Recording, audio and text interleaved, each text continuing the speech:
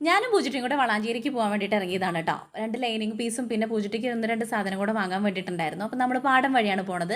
അത്യാവശ്യം കുറച്ച് വെയിലുള്ളതുകൊണ്ട് കുടയൊക്കെ ചൂടിയിട്ട് പോയി. അങ്ങനെ ബസ്സാണ് കിട്ടിയത്, ഓട്ടോ കിട്ടിയില്ല. ബസ്സിലൊക്കെ കയറി നേരെ പരാഗിൽ പോയി.